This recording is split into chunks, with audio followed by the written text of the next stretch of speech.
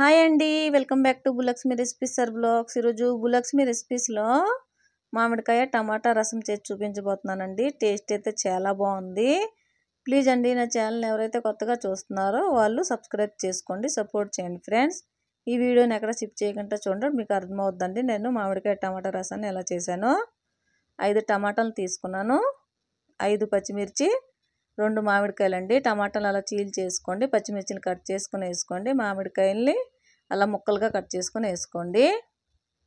అందులోనే కొద్దిగా సాల్టు, పసుపు, కారం, ధనియాల పౌడరు, కొద్దిగా ఎవరెస్ట్ చికెన్ మసాలా అండి వేసుకొని వాటర్ వేసుకొని ఉడికించుకోండి. టమాటాలు పూర్తిగా మగ్గే వరకు ఉడికించుకోవాలండి. చూడండి, ఇలా పూర్తిగా మగ్గిపోయాయి కదండి. కవంతో ఇలా కవం కొట్టేసుకోండి. ఇప్పుడు టమాటాల్లో ఉన్న ఎక్స్ట్రా తొక్కని అలా తీసి పారేయండి. తాలింపు అయితే వేసేసుకుందామండి. స్టవ్ ఆన్ చేసి బండి పెట్టుకొని ఆయిల్ వేసుకోండి. ఆయిల్ ఇటుకినాక ఆవాలు, జీలకర్ర, సోపు, ఆనియన్ సీడ్స్ వేసుకొని ఫ్రై చేసుకోండి. అందులోనే ఆనియన్, కరివేపాకండి వేసుకొని ఫ్రై చేసుకోండి. అందులోనే పొట్టుతో దంచి పెట్టుకున్న వెల్లుల్లండి వేసుకోండి. వేసుకొని అలా ఫ్రై చేసుకోండి. మినప వడియాలండి, ఒక పావు గంట సేపు నానబెట్టిన మినప వడియాలని వేసుకొని అలా ఫ్రై చేసుకోండి. అందులోనే ఉడికించుకున్న మామిడికాయ టమాటా రసాన్ని వేసుకోండి. కొద్దిగా వాటర్ వేసుకొని ఉడికించుకోండి. చూడండి, ఇలా ఉడుకుతున్నప్పుడు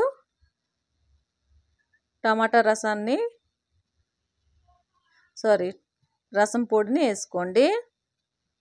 వేసుకొని కొద్దిగా కలబెట్టేసుకోండి. ఉప్పు కొద్దిగా చూసుకోండి, సరిపోతే సాల్ట్ వేసుకోండి.